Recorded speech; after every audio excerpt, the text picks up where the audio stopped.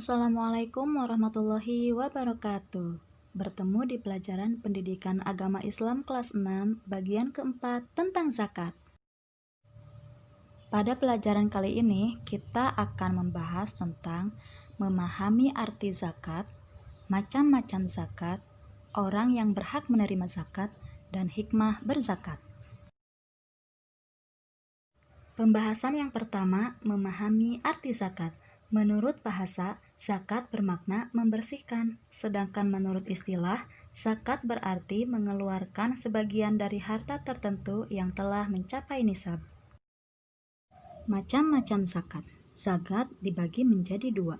Yang pertama ada zakat fitrah, yaitu mengeluarkan beras atau bahan makanan pokok lainnya sebesar 2,5 kg atau 3,5 liter tiap orang.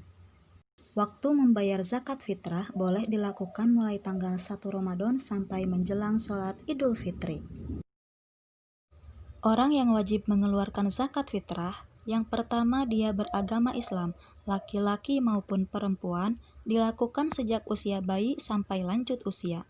Yang kedua, memiliki penghasilan yang cukup untuk kebutuhan sehari-hari.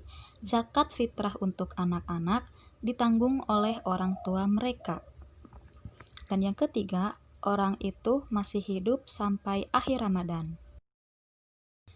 Yang kedua, ada zakat mal atau biasa disebut dengan zakat harta, yaitu mengeluarkan sebagian harta kekayaan yang dimilikinya apabila telah mencapai nisab.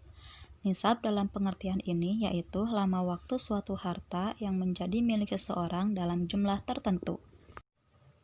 Misalnya, jika seorang muslim memiliki 85 gram emas selama 1 tahun, zakat yang harus dikeluarkan sebesar 2,5%, atau jika harga emas 1 gram mencapai Rp400.000, maka nilai nisabnya adalah 85 gram kali Rp400.000 sama dengan Rp34 juta. Zakat yang harus dikeluarkan 2,5% dari Rp34 juta adalah sebesar Rp850.000. Syarat wajib zakat mal.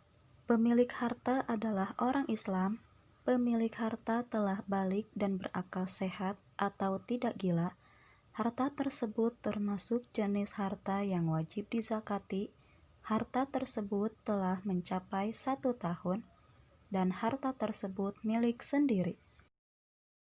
Adapun jenis harta yang wajib dizakati yaitu perhiasan emas dan perak yang disimpan, uang simpanan yang telah mencapai 1 tahun, harta atau uang yang diperoleh dari usaha berdagang atau bekerja, hasil pertanian misalnya padi dan palawija, binatang ternak misalnya kambing, sapi, dan kerbau, barang temuan misalnya perhiasan uang logam yang terbuat dari emas atau guci yang tinggi nilainya.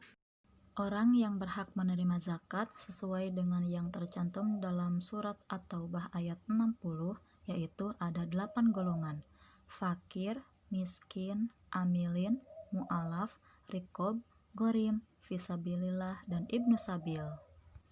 Yang dimaksud dengan orang fakir yaitu orang yang amat sengsara hidupnya, tidak mempunyai tenaga dan harta untuk memenuhi kebutuhan hidupnya. Sedangkan orang miskin yaitu orang yang tidak cukup penghasilan untuk memenuhi kebutuhannya sehari-hari. Adapun pengurus zakat atau amilin yaitu orang yang diberi tugas untuk mengumpulkan dan membagikan zakat. Mu'alaf yaitu orang yang baru masuk Islam dan imannya masih lemah. Hamba sahaya atau riqob yaitu budak yang harus dimerdekakan.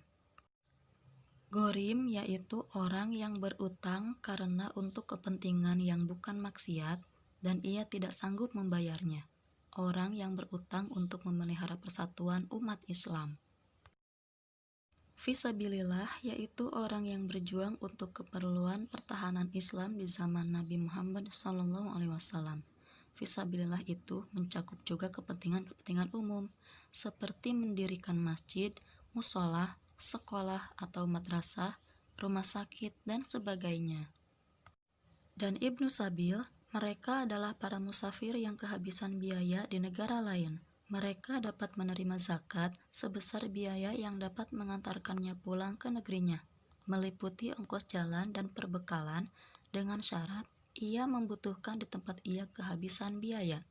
Misalnya, seorang anak yang sedang menuntut ilmu namun kesulitan dalam pembiayaan. Zakat memiliki hikmah di antaranya, membersihkan harta dan jiwa pembayar zakat dari sifat kikir, tamak, atau rakus, membantu orang yang kesusahan atau kesulitan dari segi ekonomi, mendorong manusia untuk berjiwa sosial dan peduli kepada sesama, mendorong manusia untuk bersikap jujur dan bertanggung jawab atas harta yang dimilikinya, dan mengingatkan manusia bahwa harta dan kekayaan hanyalah titipan dari Allah Subhanahu wa Ta'ala. Demikian pembahasan tentang zakat kali ini. Jika ada yang ingin ditanyakan, silahkan tinggalkan komentar di bawah ya.